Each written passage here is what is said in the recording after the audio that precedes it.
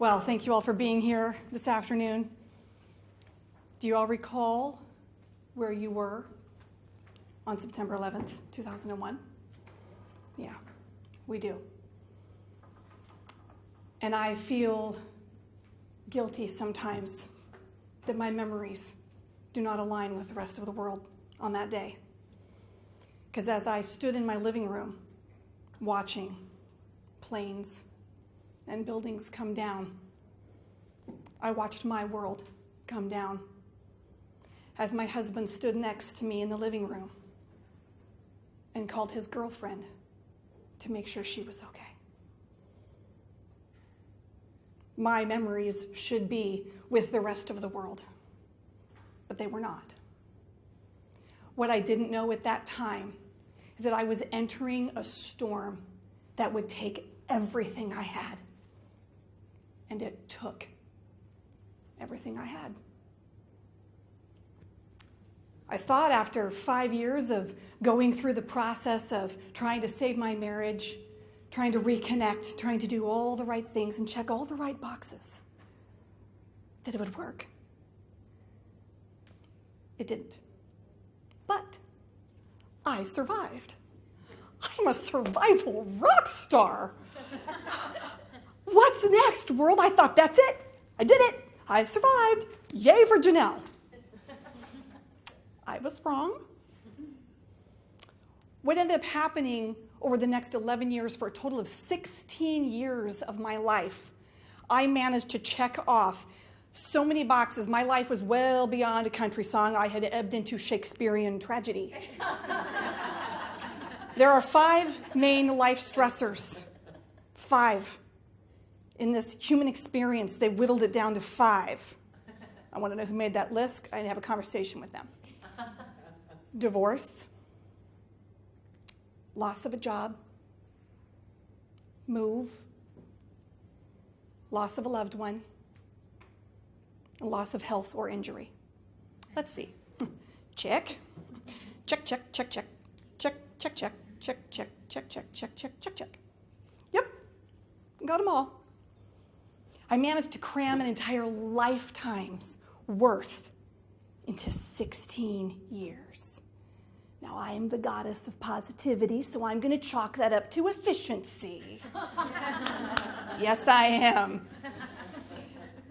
Throughout that process, people kept asking, how are you not at Happy Farms in your bathrobe eating pudding? How did you survive? What? My life became a spectator sport. People didn't know what to say to me. I lost friends because I didn't want to be negative. I was more concerned about their feelings than what I was actually going through. I'm sure some of you have done that too. We're human. We've all done it. Because I didn't want to say, well, you're not going to believe what has happened next in the cray-cray life that is mine. Sorry. How's your dog? I didn't want to be that person, so I sacrificed myself. But in spite of all of that, I did survive. I survived 16 years of death, destruction, mayhem, loss. Even the dog died. And after that, people kept going, wow, how does that happen? How does one person go through all of that? And I kept getting asked. And I got asked again. And I got asked again. How? I'm thinking, if all these people are asking me this question, I should probably find the answer. Since I'm the girl that won all the science fairs, my brain says, let's gather data. So I did. And I started looking around at other people. When they go through a loss, when something happens, when change shows up in their life, how do they process it? So I started looking back, and I realized I was wired a little bit differently. I give credit somewhere between my mom and Jesus. Because what I discovered is that in spite of losing all of my external identities, my job, my marriage, the kids we were trying to conceive at the time, my health, my money, my reputation, my community, my family, everything. What did I do differently? what I found out is that my value had never been attached to any of those external identities or labels. How did that happen? Again, I blame somewhere between my mother and Jesus. But that, I discovered, was the key. And that is where separation revelation came from. And I started watching other people process the change in their life. Let's talk about the number one change that happens to all of us. Has anyone ever had a job? Raise your hand. Yep. Anybody ever lose a job? Raise your hand. Yes. So here's what we see happens. Your job.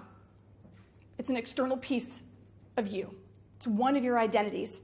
That's where you exercise all your skills, talents, and gifts that are valuable. But guess what? Your skills, talents, and gifts that are valuable are completely different than your value. So when the job changes, or the relationship, or the health, or the finances, whatever it is out here, if your identity is attached to it, to your worth, is sitting out there where it was never meant to be, and this goes down, guess what just went down with the ship? Your value. Your value was never meant to be external from you. Ladies and gentlemen, it was meant to be right here. Internal and eternal. And this is what the separation revelation helps you do. Helps you rescue back, take back your value. A recent Google search showed 1.3 billion hits. People looking for personal value. We're at the bookstore every day. We're looking for the next silver bullet. We're buying the bumper sticker and the DVDs to the next program that is going to save us. Well, guess what happens? When you go to the next program, and you're listening, and you're reading, you're journaling, and the change that that program is wanting to help you in your life comes up against a piece of your identity where you have hooked your value, instead of doing this, they do this. So whatever coaches, mentoring programs you want to use in your life, that's an excellent choice. The greatest athletes in the world have coaches. But I want to help you and help those programs go deeper. Get your value out of the way. Bring it back safe. And let the choices and the growth that you want to have happen in your life go from this to this. Because that is the separation revelation. And it's a revelation because it starts with the aha moment. You've had that moment here today. I encourage you to think about some of your external identities where you have laid and sacrificed the value of you on that altar. No more. Take it back. That's the separation revelation. Thank you for spending time with me today. My name's Janelle Anderson. Yeah.